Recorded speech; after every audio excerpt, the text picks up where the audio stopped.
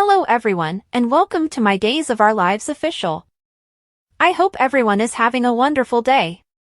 Before we begin, please hit the subscribe button and give this video a thumbs up. Spoilers for the week of October 7th on Days of Our Lives, Monday, October 7th. Spoilers. Leo might be ready to demonstrate the adage loose lips sink ships when he says the exact incorrect thing in front of multiple people. Is it because Abigail has the travel bug and tells Chad that they should take a trip? Or that she has other reasons for wanting to leave Salem? EJ is hoping that his next move will help him keep his job. A conversation between Stefan and Gabby could decide the fate of their union. Spoilers for Tuesday, October 8th, on Days of Our Lives. Hattie expresses her displeasure with Leo's most recent antics in a very transparent manner. Bonnie tries her hardest, but Abe and Kate won't give in. What is Johnny's true attitude toward his wife's collaboration with Alex? While we're very certain we already know, let's see if he can clarify without making things any more unpleasant. We hope that when things get hot with Stephanie, Alex isn't thinking about Chanel at all. Spoilers for Wednesday, October 9th, on Days of Our Lives. After hearing Kristen's proposal, Xander talks to Sarah about it. Fiona is going to tell Brady the truth about what happened the night of Sarah's accident this time, really, truly, certainly. Perhaps. Finally, Eric confronts Melinda with everything pertaining to the baby transfer. How understanding will EJ be when Stefan and he talk about ending their marriage? We'll choose the response not very. Spoilers for Thursday, October 10th, on Days of Our Lives.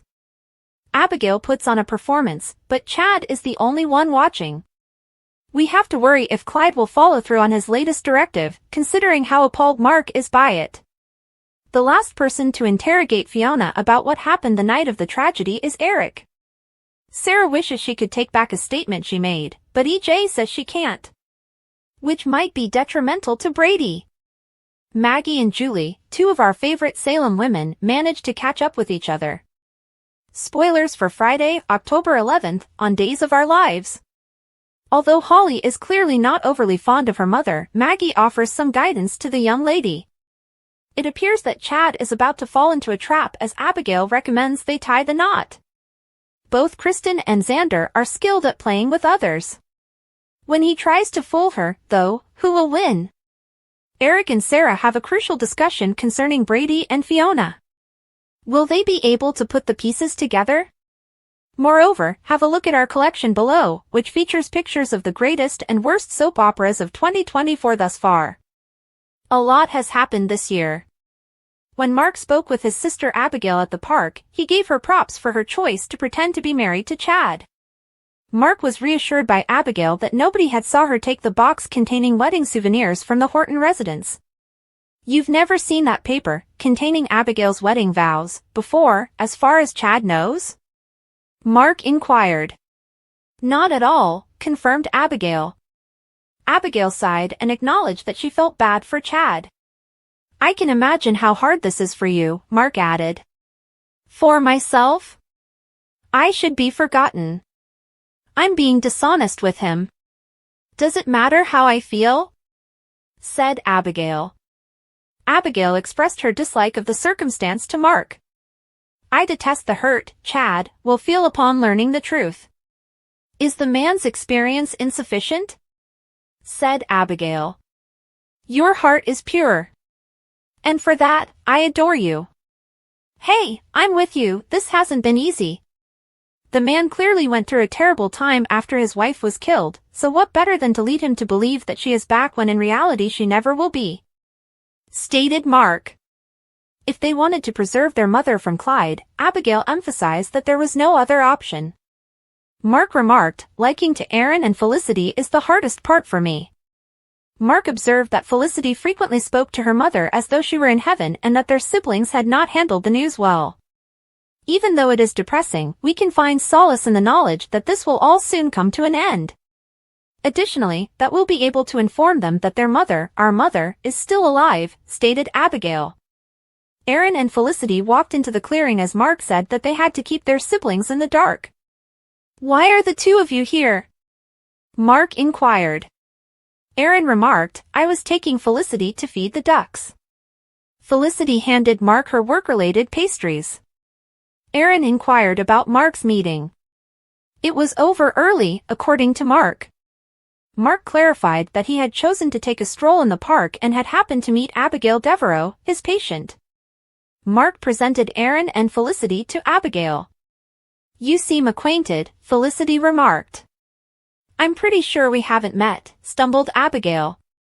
Aaron and Felicity said their goodbyes and headed for the duck pond when Mark informed that he had to go back to work.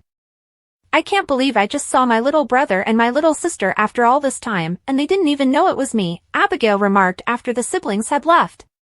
Even though Abigail knew she looked different after the plastic surgery, she claimed it still came as a shock. Abigail uttered, "I miss them."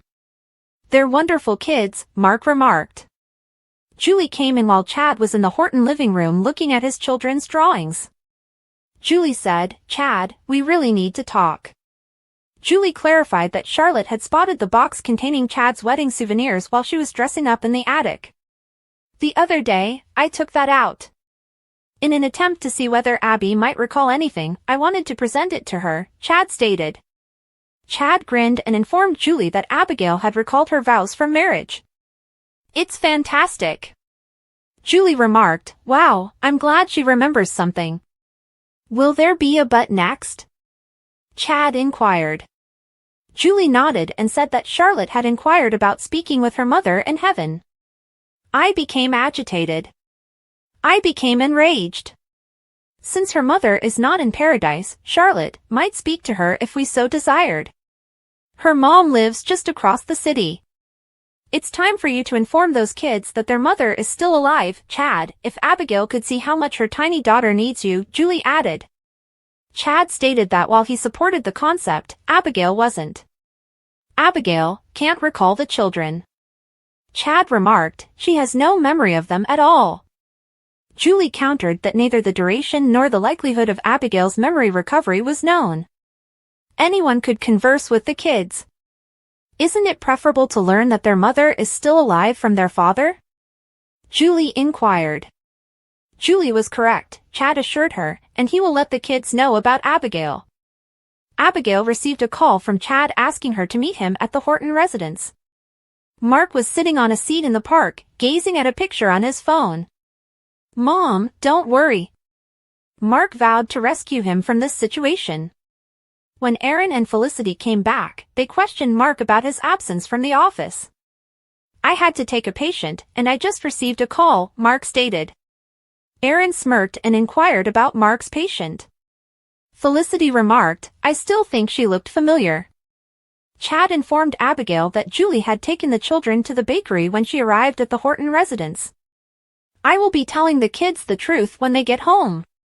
Chad stated, I want us to let them know that their mother is still alive.